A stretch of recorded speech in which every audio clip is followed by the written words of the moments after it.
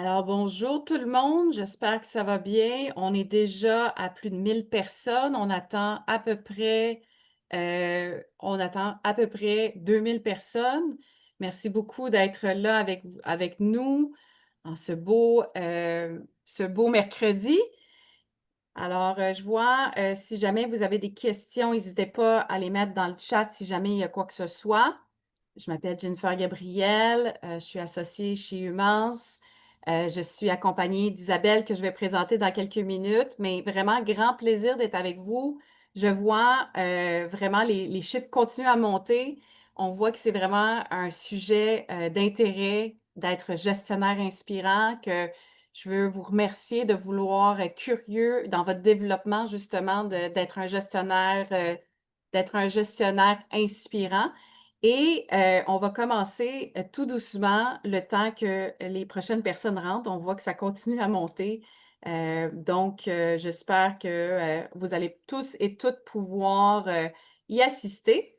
Alors, je voudrais commencer par vous présenter, si vous ne la connaissez pas déjà, ma complice Isabelle Laure, ma complice tant au niveau de tout ce qui est rattaché à leur communication, mais aussi et particulièrement pour aujourd'hui, ce qui nous intéresse, c'est dans cette belle aventure de réédition de livres.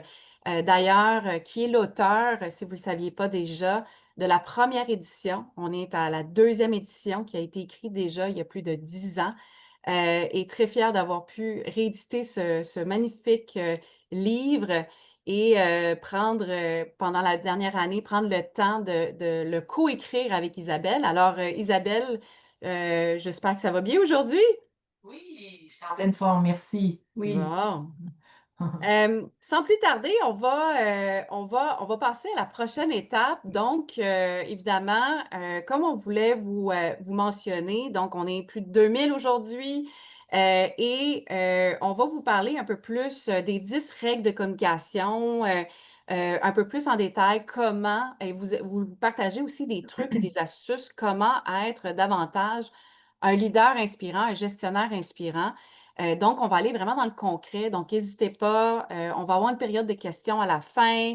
Il va y avoir plein de petits éléments, des outils à vous partager. Donc, on est très excités, Isabelle et moi, aujourd'hui.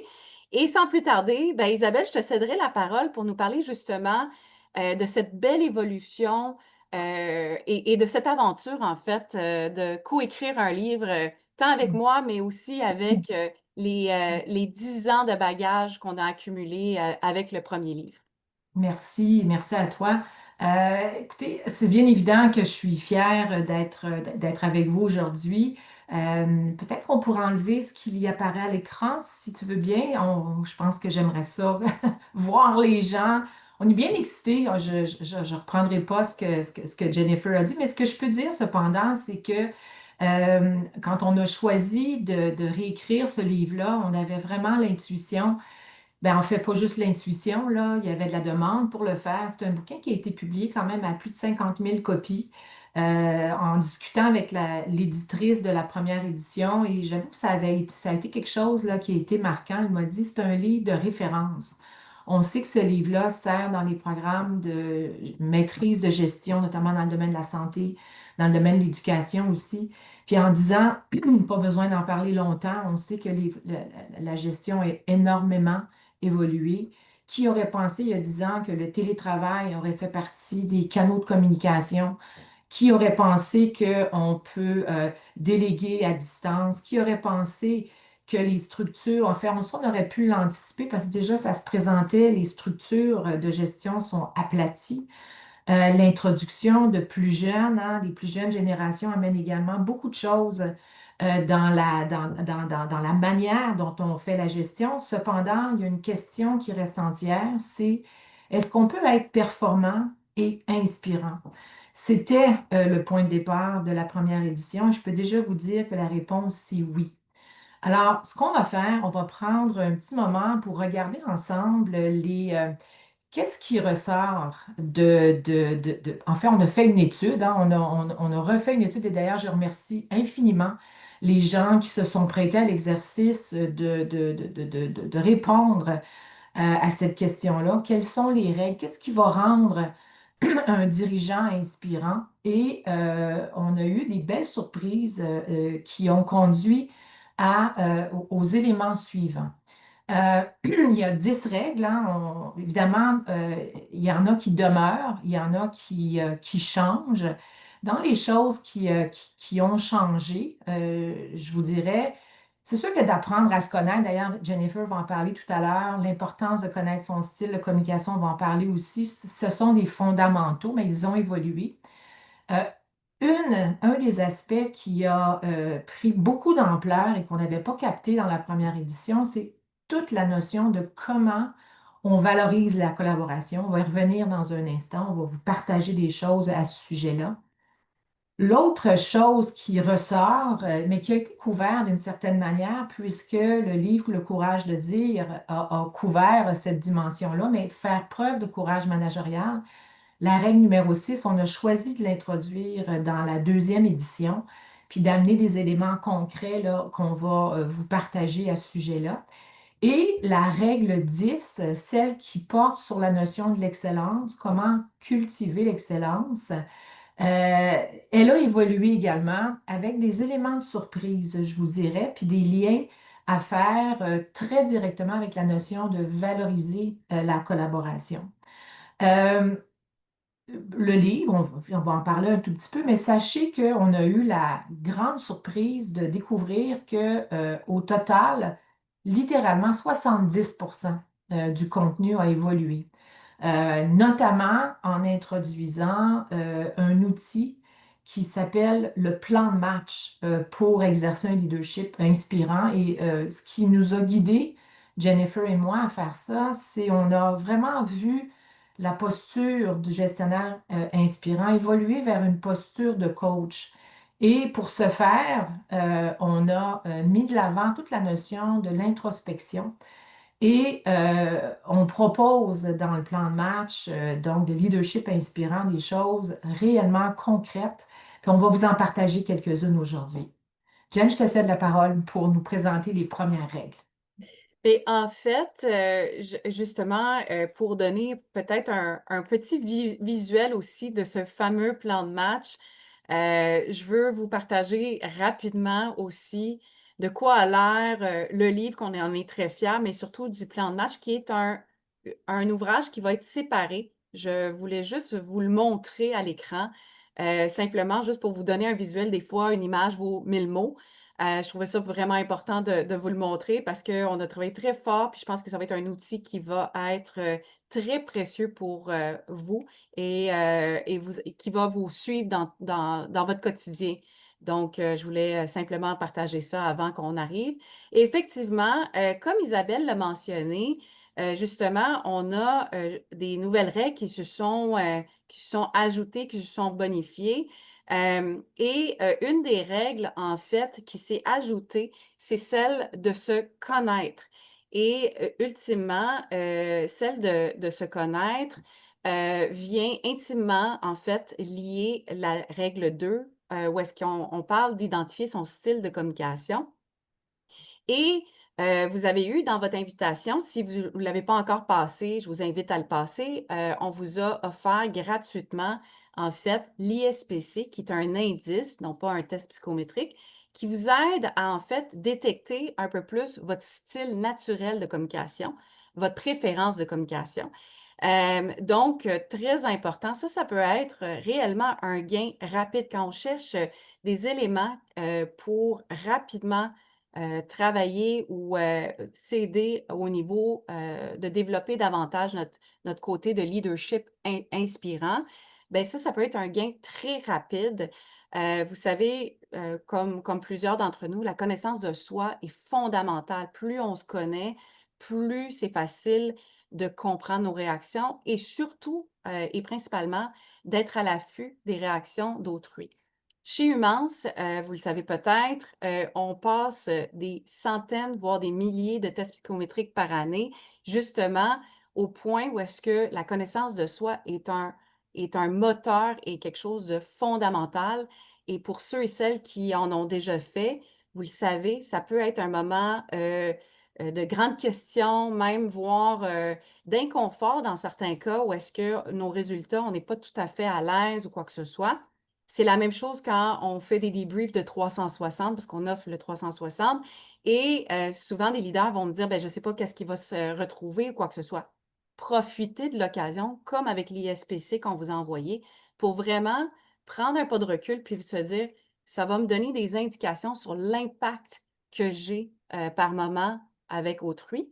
Et si dans vos résultats, par exemple, vous voyez que, bon, vous êtes un peu des quatre dimensions, des quatre, si on veut, des quatre styles de communication, ben, ça peut aussi vous permettre de poser des questions sur justement lequel ressort un peu plus, mais surtout et principalement, oui, apprendre à connaître davantage nos styles de communication, c'est fondamental, mais c'est aussi pour mieux comprendre, comme je vous l'ai mentionné, comment je peux m'adapter à autrui. Si je suis ouverte à qu'il y ait d'autres styles de communication, qu'il y ait d'autres façons de communiquer, comment moi aussi je peux m'adapter aux autres styles. Donc, si je vous donne un exemple très simple, si vous êtes plus du style analytique dans vos communications, ben c'est très bien. En fait, on a besoin des quatre styles dans le milieu du travail. Là. Donc, souvent, on me pose la question, est-ce qu'il y a un style qui est meilleur en leadership ou pas? La réponse est non. Les quatre, on en a besoin.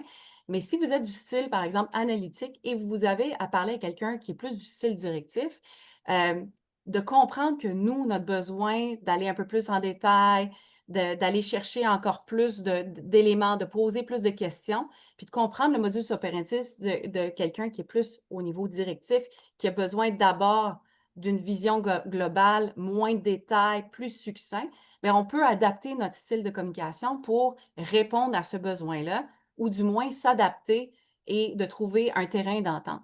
Donc, l'idée derrière ça, c'est plus on se met dans la peau de l'autre et plus on devient inspirant parce qu'on parle vraiment à l'autre et non pas juste en imposant un style de communication. Donc, si jamais vous avez eu l'occasion, oui, il pourrait y avoir des petites surprises ou quoi que ce soit, mais je vous invite à vraiment prendre ce pas de recul pour vous dire, ben, ça va m'indiquer un peu plus comment les gens peuvent me percevoir par moment. Et ultimement, ça va vous amener aussi à vous dire, je vais collaborer davantage, mieux avec les gens autour de moi, donc avoir un impact beaucoup plus positif à l'égard d'autrui.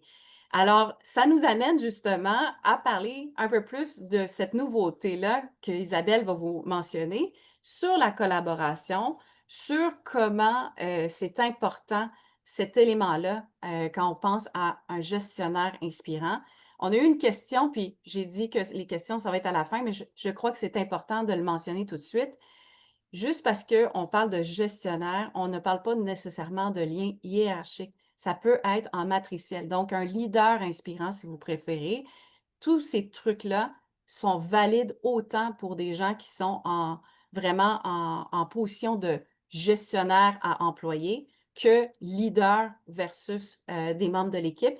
Donc, très bonne question. Je voulais juste le mettre. Donc, oui, on parle de gestionnaire, mais on peut parler aussi quand on pense à des gens qui ont de l'influence sur autrui sans avoir nécessairement un lien hiérarchique. Si je peux me permettre de rajouter, Jen, par rapport au style de communication, évidemment, la question se pose souvent. Tu as commencé à en parler, mais un exemple de ça, tu sais, si vous découvrez que vous êtes quelqu'un de très directif, ben, peut-être que quelqu'un qui, mettons, que ce soit un professionnel ou un gestionnaire, peut-être que vous allez être un peu impatient. Vous allez dire, comment ça se fait? Donc, il me pose ces questions-là. Mais en réalité, c'est que la personne elle a un style qui est différent du vôtre. Elle a besoin d'un peu plus de précision. Donc, plutôt que de juger, puis de dire, voyons, il ne comprend rien, ben, de vous dire, ah, ben, finalement, il faut que je respecte le fait que cette personne-là a besoin d'un petit peu plus de détails. Puis ça pourrait vouloir dire que quand j'interagis avec cette personne-là, plutôt que de juger, c'est de me dire, ben, quand je vais mettre la table, je vais lui dire, écoute, garde, avant d'aller dans les détails, permets-moi de situer tu sais, la problématique à haut niveau, mais je te rassure, on va regarder ça en détail dans un instant, voyez-vous, ou d'envoyer les documents à l'avance, par exemple. Ça peut rendre quelqu'un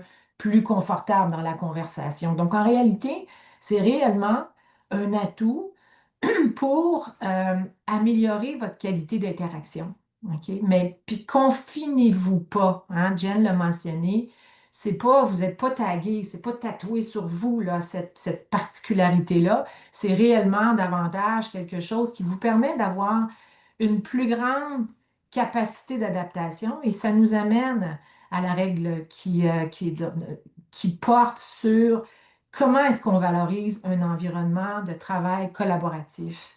Et ça, écoutez, déjà, il y a quelques années, en discutant avec des gens qui travaillent là, sur le leadership, j'entendais à quel point l'importance de la collaboration est clé dans les organisations. On parle beaucoup d'intelligence collective dans les organisations, puis cette intelligence collective-là, il y a très peu de chances qu'elle s'installe si la confiance n'est pas là.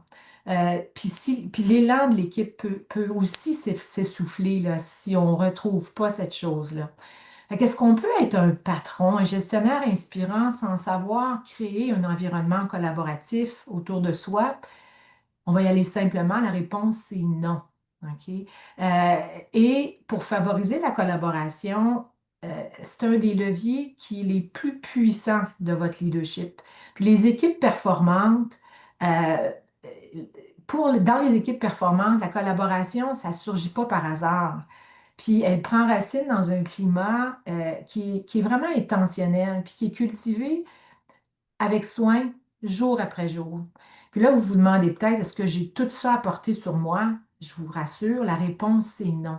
Sauf que vous, ce à quoi vous contribuez, c'est à créer une synergie. OK? Puis faire en sorte qu'il y a un environnement où les gens sentent qu'ils peuvent y contribuer activement. Fait que ce que je vais faire ici, je vais prendre un petit moment pour vous partager euh, une des choses qui ressort comme un élément vraiment intéressant à avoir en tête, pardon, quand on travaille, quand on parle de la collaboration. OK? Puis les mots comptent, hein, toujours, c'est valoriser la collaboration. Puis, je veux vous montrer, Jen voulait le faire tout à l'heure. Ah, je vois que je n'y arrive pas. Ouais. Attendez un instant, comment je fais ça? Je peux partager si tu Oui, OK, veux, s'il te plaît. Oui, Isabelle. merci. On veut montrer, on est bien excités, là. Je ne sais pas si tu l'as montré tantôt, là, mais je ne le voyais pas, moi, de mon côté. C'était un exemple d'une page du plan de match, là. Tu sais, je vous disais qu'il y avait plein de nouveaux contenus. Mais en réalité, on a travaillé différents exercices pour chacune des règles. Est-ce que là, c'est visible à l'écran? Non, je vais arriver à la OK, page que tu voulais. J'attendais de OK, voir OK. qu'est-ce que tu Ben, voulais en qu'on partage, fait, mais c'est parfait. parfait, Voilà. merci. Merci. Là, je ne le vois pas. Je ne vois pas. Donc, je confirme qu'il est à l'écran, OK. OK. Parfait. Ah l'exercice oui. de OK, OK, débrief oui, oui, c'est collectif. moi. Oui. Excusez-moi, je n'avais pas fait stop share, pardon. Bon, OK. Là, ce qu'on voit, puis peut-être que tu l'as montré tout à l'heure, puis que j'étais cachée par l'écran, mais en tout cas, si c'est le cas, ben, vous envoyez un autre exemple. Honnêtement, on a mis énormément d'énergie à faire ce volet-là. On a mis notre chapeau de coach en travaillant le volet du plan de match.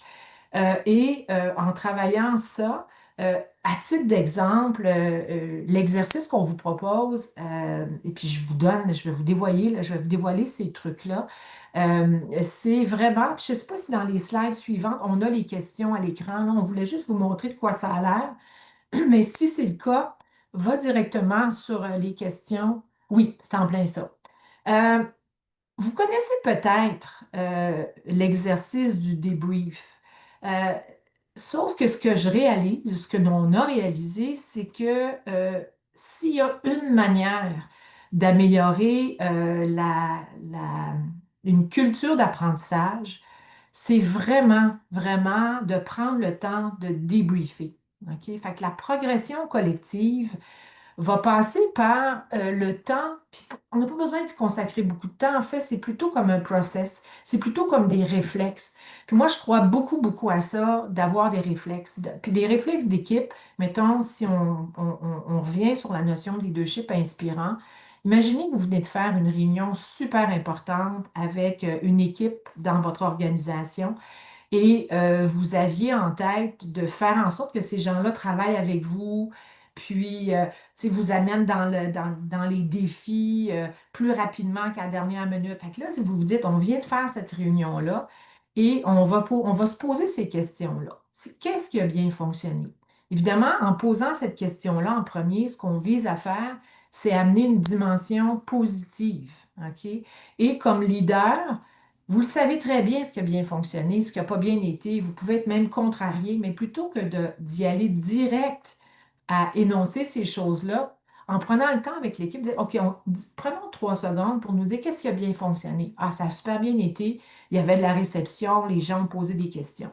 Ensuite, fait que là, on installe un climat positif. La question suivante, qu'est-ce qui n'a pas fonctionné? Ou ça aurait pu être qu'est-ce qui a moins bien fonctionné? Vise à faire en sorte que ça émerge du groupe. Ouais, peut-être qu'on a répondu trop longuement aux questions puis qu'on a manqué de temps pour présenter le punch ou bien les prochaines étapes. OK, voilà, ça, c'est un exemple. Qu'est-ce qu'on aurait pu faire différemment pour obtenir des meilleurs résultats? J'adore cette question-là. C'est probablement la question qui va faire évoluer le plus rapidement une culture d'apprentissage. Qu'est-ce qu'on aurait pu faire différemment pour obtenir des meilleurs résultats? Ouais, on réalise que le monde, s'il y avait eu la présentation à l'avance, peut-être qu'il aurait été moins en train de lire les notes, là.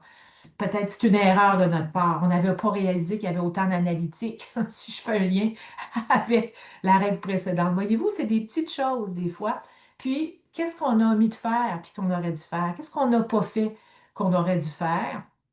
Encore une fois, c'est d'apporter ça avec vraiment une intention d'amélioration puis de progression collective. Évidemment, c'est un des exemples. Il y a plein d'autres choses qu'il faut faire pour valoriser la collaboration, à savoir notamment à bien connaître chaque personne, à bien connaître les forces de chacune des personnes de l'équipe, de prendre la peine de savoir à quoi carburent nos ressources. Ça en serait un autre exercice qu'on pourrait faire, mais on voulait vous donner comme un exemple hyper concret. Je pense que le débrief collectif, là, c'est vraiment une des choses qui est à notre portée. Alors, ça, c'était une des règles hein, qui est une nouveauté. Puis, il y en a une autre qui est une nouveauté. Puis, je vais laisser Jen vous en parler. C'est celle autour de la notion là, du courage. Vous voyez la belle complicité à écrire un livre ensemble, qu'est-ce que ça nous amène? Moi, j'adore qu'elle m'appelle Jen. Ça Oh, me fait penser excuse-moi. qu'on est... Mais non, au contraire, ça démontre la proximité qu'on a déjà à avoir travaillé les 2 dernières années, mais plus avec le livre, ça amplifie cette Mhm, proximité-là. Et notre collaboration, on va dire ça comme ça. mhm, Et effectivement, puis je voyais dans le chat là, continuer à nous poser des questions. Je voyais justement la collaboration en mode hybride. Fait que après notre présentation, on va avoir une petite période, fait qu'on pourra adresser certaines questions. Je voulais juste vous dire qu'on vous lit en temps réel quand même. Donc, effectivement, on le voit. J'ai envie de mettre le cadre. On entend très souvent parler de courage managérial. Euh, Ce qui est vraiment ressorti dans les 2 dernières années, pendant qu'on réfléchissait à pourquoi ça serait une règle super importante, mais il y a une notion, puis moi j'accompagne des organisations de toutes sortes au quotidien, on vit des changements à n'en plus finir, des instabilités, on le voit avec ne serait-ce le contexte politique et tout ça. Donc, on a besoin d'ancrage. Et les conversations difficiles sont une partie intégrante déjà du rôle de gestion, mais ils prennent encore plus une grande portée de plus en plus. Les fuir, c'est manquer une occasion, en fait, d'être inspirant. C'est se priver aussi d'un pouvoir énorme d'influence et vraiment de pouvoir inspirer les individus autour de vous. Donc, dans ces environnements qui sont changeants, puis on en parle d'ailleurs dans notre livre, de reconnaître cette mouvance en continu. Euh, tu sais, puis moi-même et Isabelle, on a les deux été des gestionnaires pendant plusieurs années. Ça arrive qu'on redoute d'avoir une conversation. Donc, ce n'est pas de dire que c'est facile, ce n'est pas de dire non plus, bien au contraire, que on est capable d'entrée de jeu, de toujours aborder certaines conversations. Faut admettre que d'annoncer une mauvaise nouvelle, de confronter un mauvais comportement ou même de gérer une tension entre deux collègues, ça prend de l'énergie, ça prend du temps et surtout, ça prend du courage. Et après ça, je dis toujours, puis on dit en fait toujours, un gestionnaire inspirant, c'est celui qui va pas reculer face à certaines conversations, qui va se préparer à ces conversations-là, mais qui va les faire avec évidemment de la bienveillance aussi. Très important pour nous de le mentionner, de l'empathie, de la bienveillance. Et ce courage-là, c'est faire face à ces échanges, de se préparer à ces échanges, de préparer la suite et comme, puis je fais un lien, Isabelle, je me permets, avec aussi d'aller chercher du feedback en continu de l'équipe, pour nous-mêmes aussi. Peut-être que la livraison de notre conversation courageuse sera pas peut-être parfaite non plus.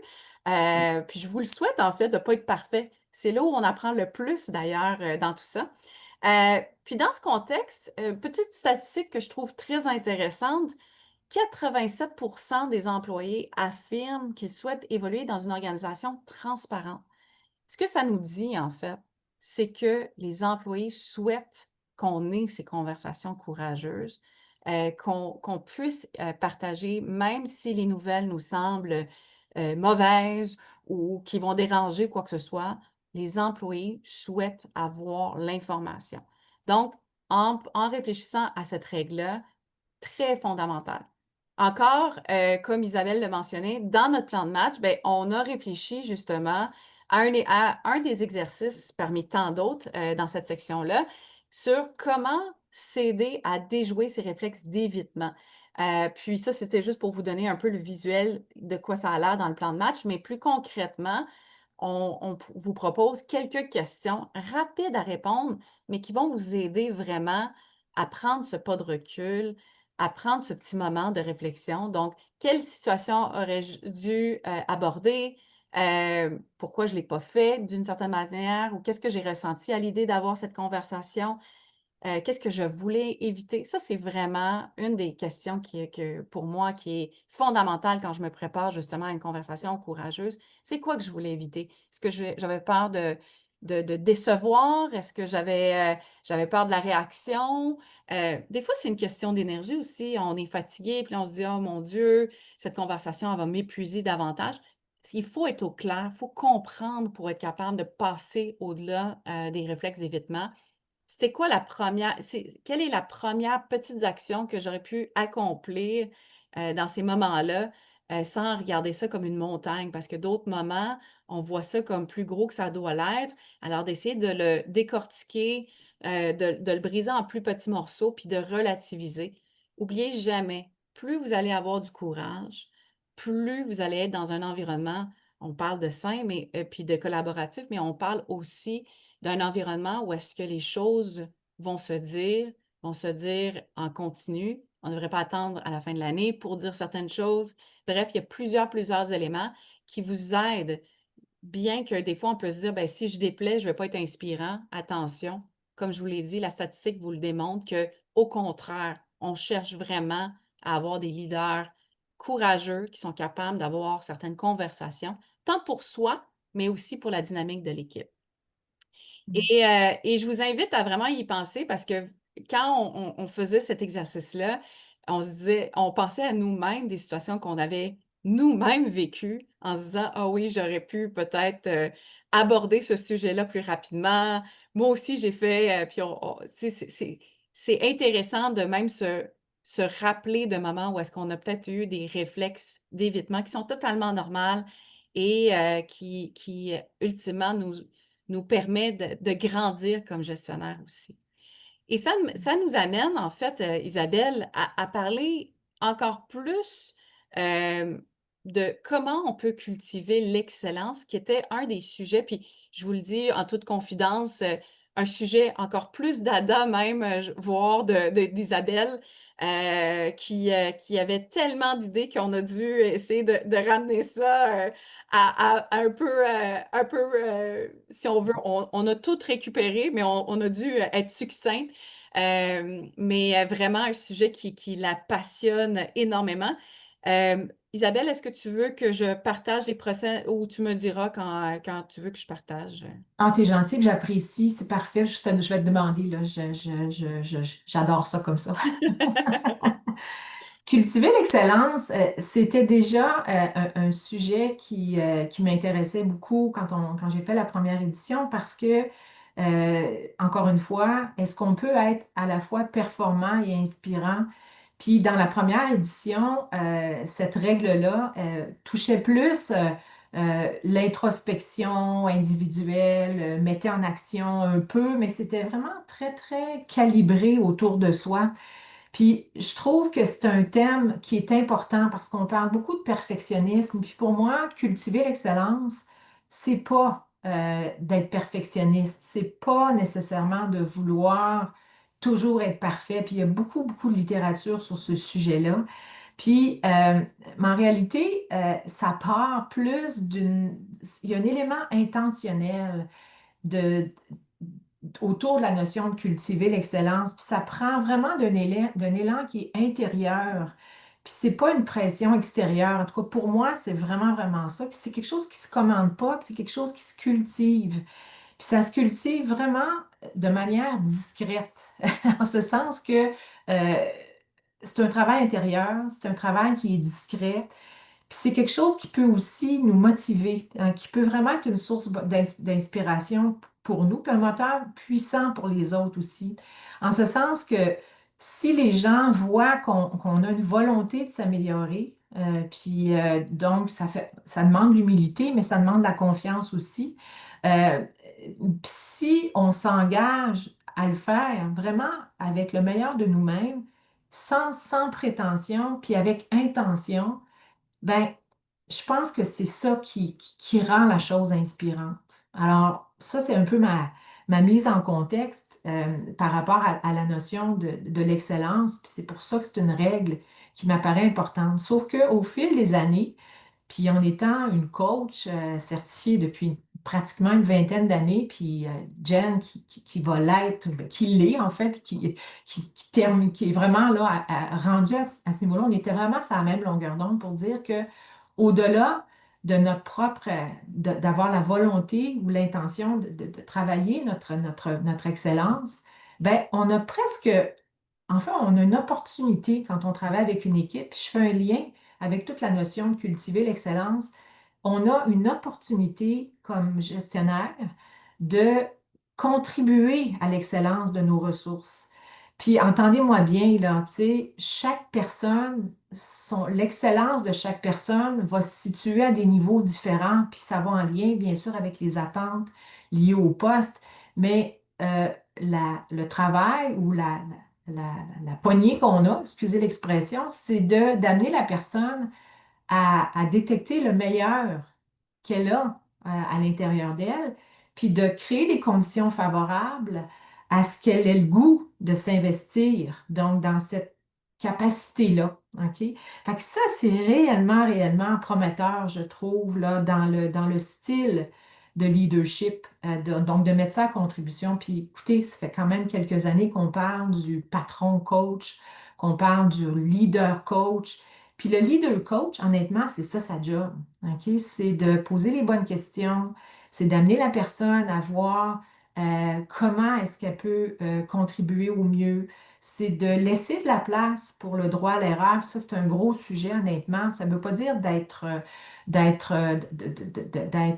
comment je pourrais dire, de pas viser la performance. En fait, c'est qu'on doit viser la performance, mais on doit créer, on peut contribuer à créer un environnement où le droit à l'erreur est paramétré, évidemment.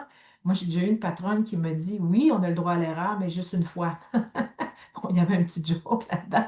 Puis évidemment, il y a des milieux, mais il y a des environnements, tu sais, où l'erreur peut être fatale, mais il y a des environnements où l'erreur permet de s'améliorer. OK? Fait que ça, là, c'est réellement important pour moi. Puis je vais t'inviter, Jen, à mettre à l'écran justement l'exercice qu'on vous propose. On aurait pu en prendre un autour de comment travailler la performance de chaque individu, mais on s'est rendu compte que, en réalité, l'excellence va se définir selon nos propres repères. Donc, encore une fois, dans les pages que Jen nous montre à l'écran en ce moment, il y a un exercice, hein, un de trois exercices autour de la notion de cultiver l'excellence. Mais il y en a un que je veux mettre de l'avant, puis je vais t'inviter à mettre les questions qui servent à cette chose-là, parce que notre vision d'excellence, là, euh, comme je disais, elle varie. Puis c'est en entendant Chantal Petitclerc, qu'on connaît tous évidemment, Chantal Petitclerc qui était une athlète d'élite, mais qui a aussi été gestionnaire et qui a eu l'occasion de faire beaucoup, beaucoup d'introspection. Puis ça m'a guidée vraiment à l'importance de savoir, vous, là, c'est quoi votre vision de l'excellence? Qu'est-ce que ça signifie pour vous personnellement? Puis c'est à géométrie variable. Euh, Puis l'autre question, en quoi est-ce que c'est différent de la perfection? Puis ça, je vous le dis, là, c'est réellement important de se poser cette question-là parce que ça peut être très intimidant que quelqu'un valorise l'excellence, mais qu'on pense que ce qu'elle valorise, c'est la perfection pure. Alors que, donc, de se poser la question en quoi est-ce que c'est différent de la perfection, pour moi, l'excellence est intéressant. Je trouve que ça nous ramène dans une dimension plus humaine, je dirais, puis une dimension plus réaliste également. Et moins intimidante quand on est gestionnaire, puis on parle de l'importance de donner le meilleur de nous-mêmes, voyez-vous. Euh, la question suivante, moi, dans mon rôle de gestionnaire, à quel moment est-ce que j'ai incarné ce que je considère comme de l'excellence? OK? Pour vous, qu'est-ce que ça a été de faire cette chose-là? Puis, je vais vous donner juste un exemple. On a tous vécu la pandémie. Je repense précisément à ce moment-là où est-ce que, évidemment, tout le monde travaille à distance. Je nous revois travailler avec nos équipes. Je nous revois avoir un enjeu important au niveau ben, évidemment, il n'y avait plus de mandat, il y avait plus de formation, l'équipe était complète, on se tenait les coudes, c'était pas évident, hein. On a tous vécu cette chose-là. Puis, je considère avoir incarné d'une certaine manière l'excellence à ce moment-là en donnant la voix au chapitre à chacun, en leur demandant qu'est-ce que tu souhaites? Qu'est-ce que tu es prêt à faire? Puis en tout cas, je m'arrête ici, mais ce que je veux dire, c'est qu'il y a des exemples, certainement quand on prend un petit pas de recul, où est-ce que vous vous dites, ah, c'était ça pour moi, puis ça vous en donne, ça vous en dit davantage sur ce que vous êtes, puis d'avoir ressenti cette chose-là aussi nous prédispose à l'exercer au quotidien, cette excellence-là. Alors, écoutez, tu avais raison, Jen, c'est un sujet qui m'allume, là, je pense, là. Mais écoutez, ce qu'on voulait à ce moment-ci, c'est vraiment évidemment, on aurait des choses à dire sur chacune des règles. D'ailleurs, je n'ai pas insisté sur les règles qui étaient présentes dans la première édition et qui reviennent. Mais ce qui est important de savoir, c'est que en vous proposant cette lecture-là, ou en vous proposant ces propos-là aujourd'hui, ce qu'on vise, c'est à vous donner le goût, vraiment, à vous donner le goût d'investir dans votre leadership, d'avoir le goût de poursuivre votre développement un petit pas à la fois. Fait que je te cède la parole, Jen, pour... Merci. Puis, hein, on a, avant qu'on arrive à la période de questions, on aurait un sondage. En fait, nous, on a une question ah, pour vous qu'on va vous oui. mettre à l'écran. Il n'y a pas de bonne ou mauvaise réponse. On est simplement curieuse de savoir quelle règle, je sais que ça va être un petit détail, juste un titre, mais laquelle suscite un peu plus votre intérêt par rapport à où vous êtes rendu dans votre rôle ou quoi que ce soit.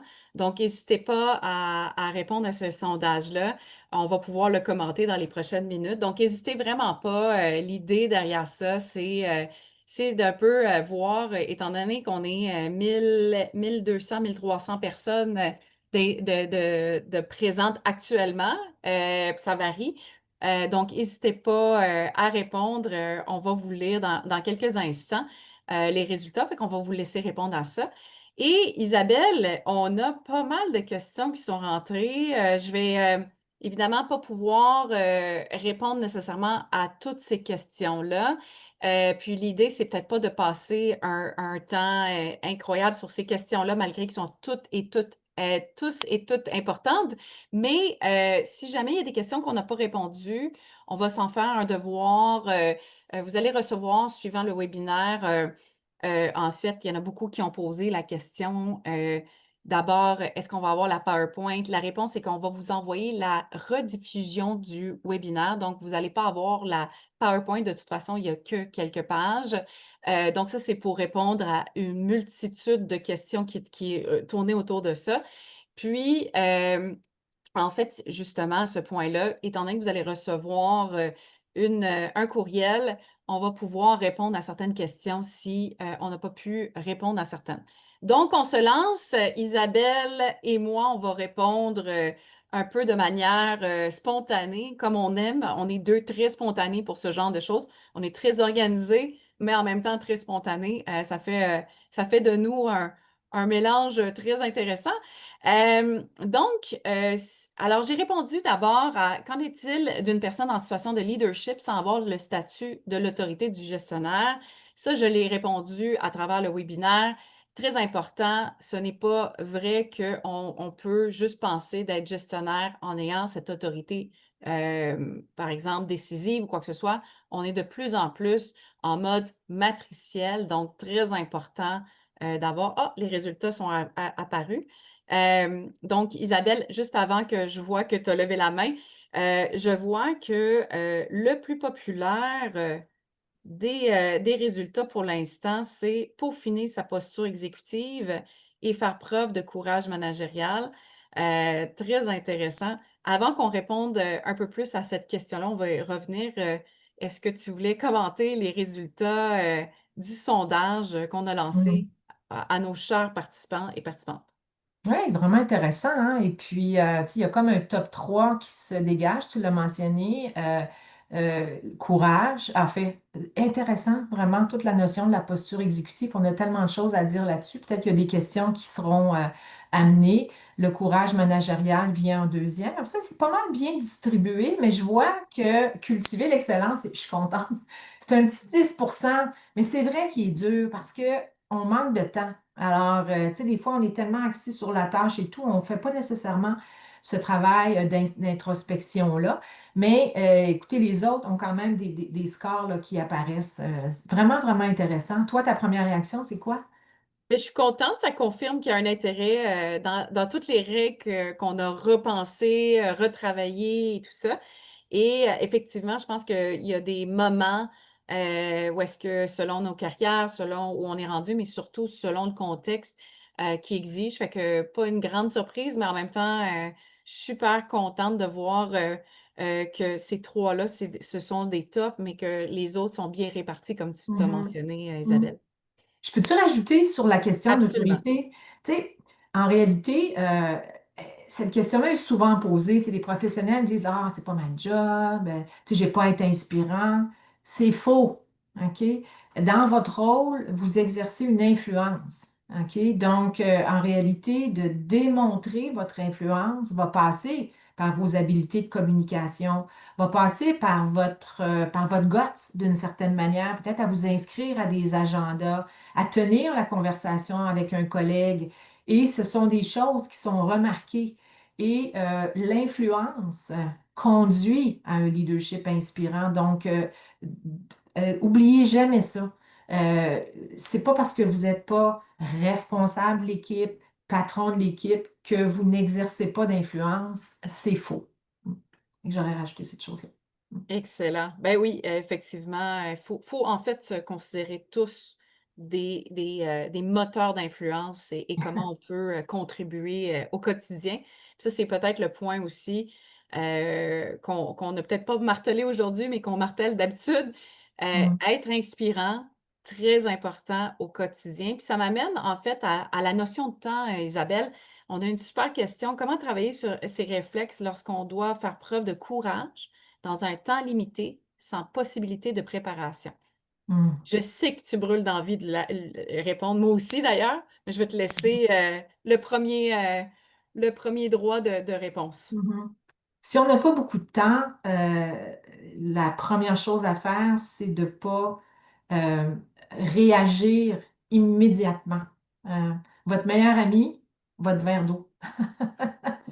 D'aller au petit coin. Donne-moi un instant, je vais aller à la toilette. Tu sais, donnez-vous un petit moment juste pour tenter de détecter un peu ce que tu avais fait ressortir tout à l'heure, Jen, l'importance de savoir qu'est-ce que vous cherchez éviter de cette conversation-là. Ça, c'est la première chose.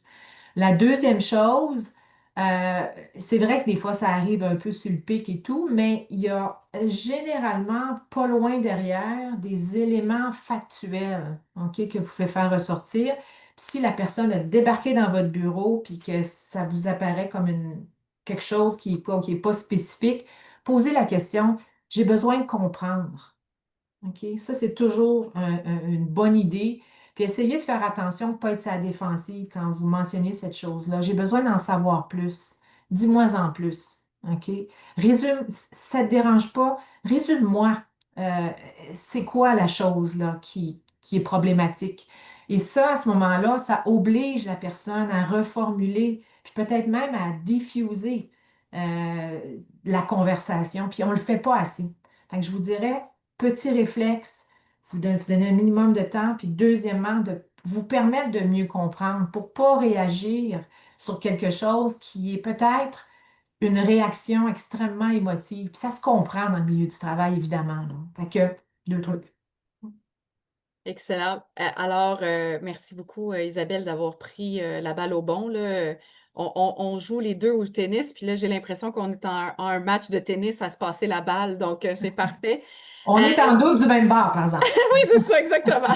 C'est à Je veux toi, pas c'est à jouer moi. contre elle. On va être clair, là, je veux pas elle joue plus souvent que moi. Donc, si j'allais à la prochaine question, mon défi est comment faciliter la collaboration avec des équipes 100% en télétravail. Hmm. Celle-là, on l'a souvent, télétravail, mode hybride, mode en présentiel. Bien évidemment, je dirais que le mot qui me vient en tête et que Isabelle va sourire, c'est sûr, il faut avoir de l'intention dans nos échanges, dans les moments qu'on va créer de collaboration. On ne peut pas espérer, puis ça, c'est la grande différence entre le télétravail puis le présentiel. L'informel doit être créé, en fait. Donc, ce n'est pas de l'informel, mais on doit créer des moments, on doit créer des opportunités de collaboration, que ça soit pas juste avec notre équipe. Attention, ça, c'est très souvent ce qu'on va voir. C'est de la collaboration plus dans notre équipe, mais le clin d'œil que j'ai envie de vous faire, c'est aussi inter-équipe, donc d'encourager à travailler avec des gens, d'être curieux d'aller travailler dans d'autres secteurs ou dans d'autres ou de travailler avec d'autres équipes. Ça, c'est un des éléments. Mais c'est aussi, comme gestionnaire, d'être authentique dans nous-mêmes. Est-ce que nous, on porte ce message au-delà de dire il faut collaborer? Est-ce que nous, on a les attitudes? Est-ce qu'on favorise un environnement de collaboration, que ce soit en virtuel, que ce soit en présentiel? Très important. Puis je te laisse quelques instants pour répondre aussi, Isabelle, si ça te tente. Non, mais je pense que tu fais le tour de l'essentiel, là. Et puis, c'est bien évident que ce qu'on fait qui va à l'encontre de ce qu'on prêche, de ce qu'on veut incarner, ben, est nuisible fois mille. OK? C'est sûr que si vous dites aux gens, c'est important de collaborer, puis qu'à la première occasion, vous dites, c'est tellement tough de travailler avec eux autres, là, tu sais, je vais te donner quelques trucs qui sont tellement durs, voyez-vous. Ce qu'on envoie comme signal, c'est que on n'a pas nécessairement fait l'effort ou on, on n'a pas de retenue par rapport à ces choses-là. Ça se peut que ça marche pas bien, puis ça se peut que ce soit su. Mais à ce moment-là, ce qu'il faut qu'on envoie comme message, c'est que il faut faire l'effort de trouver des manières pour que ça fonctionne. Voyez-vous, surtout si vous êtes en interdépendance, hein. On parle souvent de ces choses-là, de la notion d'interdépendance. Donc, bien attention d'être conscient de l'effet que vous faites, là. Mm. Effectivement. On a une question un peu plus pratico-pratique, là, dans le sens, j'ai vu que le livre sera disponible en anglais. La réponse est oui. Avez-vous d'autres contenus disponibles en anglais pour partager? Bien évidemment. Donc, je voulais juste répondre, ça c'était une question moins de fond, mais plus de pratique. Fait que oui, nous avons différents bootcamps. On va vous parler aussi d'ailleurs, qu'est-ce qui s'en vient. Oui, il y a le livre, vous pouvez le précommander. On a eu quelques questions là-dessus. On va pouvoir vous partager les liens. Et puis, on va vous dire qu'est-ce que, si vous voulez aller plus loin dans quelques minutes. Et puis, je vois énormément de questions, Isabelle, sur la posture exécutive, comment la cultiver, qu'est-ce qu'on veut dire par la posture exécutive.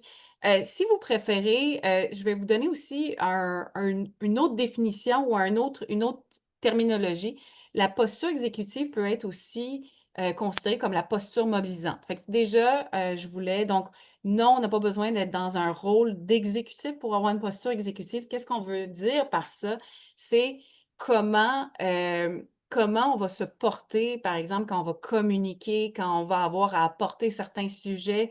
Qu'est-ce qu'on va aussi avoir avec notre non-verbal? J'ai vu aussi des éléments qu'on me disait, ben, euh, au-delà des 10 règles, il y a l'intelligence émotionnelle. En passant, l'intelligence émotionnelle se retrouve dans pas mal de nos règles, que ce soit la règle de l'empathie, que ce soit la règle d'apprendre à se connaître mieux, de reconnaître nos styles de communication. Donc, l'empathie, bien évidemment, est une tangente très importante d'être gestionnaire inspirant.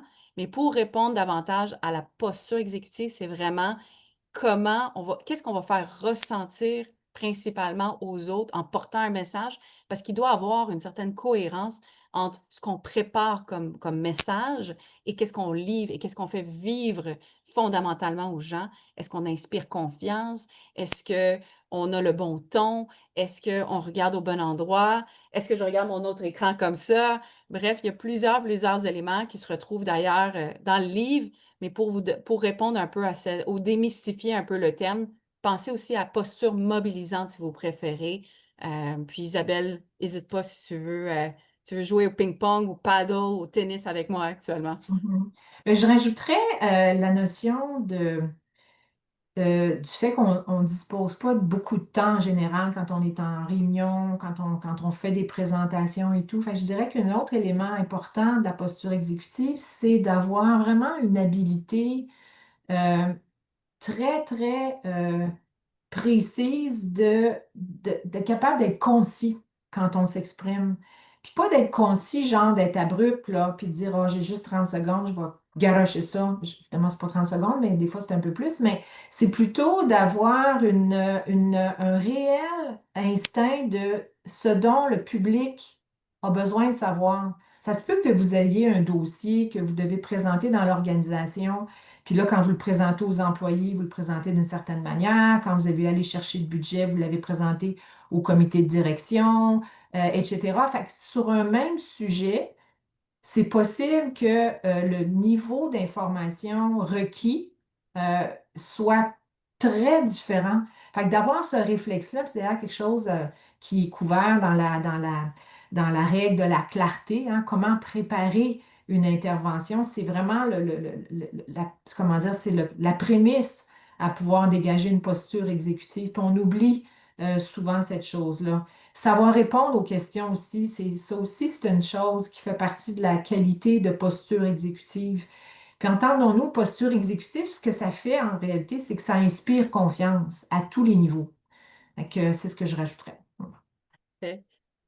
Dernier petit élément, parce qu'il est assez rapide à répondre, il y a quelqu'un qui nous a mentionné qu'il ne trouvait pas nécessairement dans quelles règles il pouvait répondre pour adapter son style de communication par rapport aux autres. J'ai envie de vous dire que c'est la règle 2 avec la règle 1 toujours, donc apprendre à se connaître mieux, comprendre nos impacts, mais surtout la règle 2, comprendre nos styles de communication, puis ensuite être capable de bien détecter chez les autres leur style de communication pour ensuite être capable de s'adapter. Donc, je trouvais que c'était, étant donné que je vois le temps filer, je voulais répondre rapidement à cette question-là, qui était un peu plus d'ordre général. Alors, sans plus tarder, ben justement, vous aviez beaucoup de questions sur les prochaines étapes parce que je pense qu'il y en a beaucoup qui sont enthousiastes de Mhm. savoir comment on peut se développer davantage. Donc, pour aller un peu plus loin, la première chose que j'ai envie de vous dire, puis on va vous mettre aussi dans le genre de chat le lien si vous voulez aller vous procurer en précommande le livre qui va sortir très prochainement en français le 30 septembre et le 7 octobre. J'espère que je ne dis pas des bêtises en anglais. Il y a un mini bootcamp qui s'en vient. La prochaine date, c'est le 31 octobre. Pas très difficile à s'en rappeler, c'est l'Halloween. Non, je ne serai pas déguisée. De 9 heures à midi en virtuel. Les inscriptions sont individuelles. Donc, vous pouvez aller sur le site de l'art et pouvez trouver toute l'information. De toute façon, on va vous envoyer, comme je vous l'ai mentionné, la rediffusion de ce webinaire. Deux, quelques éléments d'information, évidemment. Et s'il y a eu des questions qu'on n'a pas pu répondre, on va faire notre possible pour répondre à ces questions-là. Je vois le temps filer. Je ne sais pas si tu as certains éléments, Isabelle, que tu veux rajouter, mais moi, je voudrais, en nos deux noms déjà, vous remercier d'avoir été en si grand nombre. Vraiment, ça nous touche. Ça veut dire qu'il y a un intérêt pour être encore plus inspirant. Donc, ça, c'est déjà la première étape.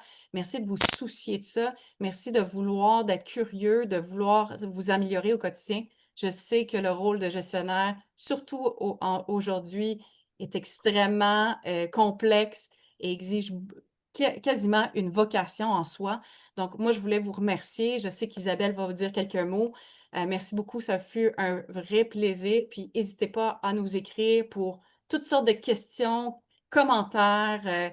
N'hésitez vraiment, vraiment pas. Ça nous a fait très plaisir. On a eu du fun à le faire d'ailleurs. Fait que Isabelle, je te cède le mot de la fin. Ben moi, je te remercie, Jennifer, parce que c'est un plaisir de travailler avec toi. Comme vous savez, c'est une transition, c'est un partenariat et je vais toujours me rappeler la première fois que je t'avais rencontré, Jen, j'avais dit, écoute, on a un champ, on a des belles récoltes à faire et puis je m'attendais, je trouve ça formidable parce que je trouve qu'on récolte très bien ensemble et puis c'est un honneur de travailler avec toi. Je te remercie. L'honneur est partagé. Vous voyez, on est plein d'amour. Ah, c'est mercredi, mais merci. Puis l'amour, on va vous le partager. Fait que merci beaucoup. Là, vous me voyez un peu avoir des petites rougeurs, là, fait que merci. Et on se dit pas à bientôt, on se dit au 31 pour ceux et celles qui vont être là. Puis n'hésitez pas, évidemment, ça va nous faire plaisir de partager toute notre passion avec vous. Alors, à très bientôt et bon lunch.